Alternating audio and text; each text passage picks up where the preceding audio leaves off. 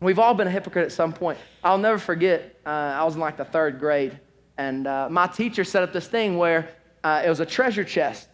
And basically, every week it was stuffed with goodies. And if you were good and behaved yourself, guess what? At the end of the week, you got to get something out of the treasure chest.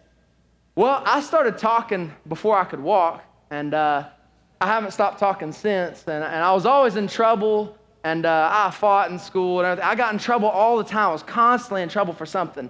My teachers loved me and hated me at the same time. It was great, awesome relationship. But so I was always in trouble, so I never got to get anything out of the stinking treasure chest. And it's like, yeah, it's a 30-cent ring pop or whatever, but it matters to me, okay? And I wanted to get something out of this treasure chest. I wanted to. I was like, man, I got to find out a way. Well, I couldn't stay out of trouble. Literally, I was in debt to the trouble machine or whatever. I'd have to be good for like 3 or 4 weeks in a row before they gave me anything out of the treasure chest. And I was like, okay, that's impossible. So we got to find a different way.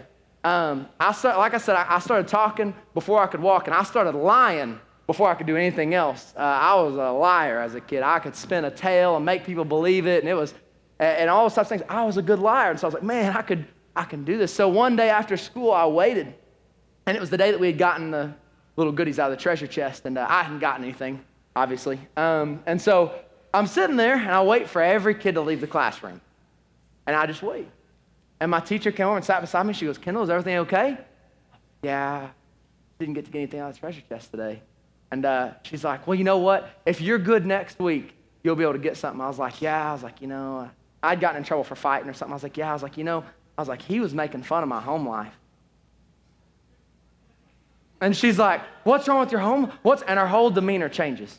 I mean, she is tuned in. She's everything. And I was like, fish on, like it's on. Like we know, like this teacher's a sucker. Like, oh, here we go. So anyway, I spin this big tale about how we're struggling financially and my family, I'm not even getting fed, which the funny thing is this, I was like 300 pounds in the 3rd grade. So, I mean, I'm not getting fed. That's like the worst lie I'd ever told. And she bought it, the whole thing.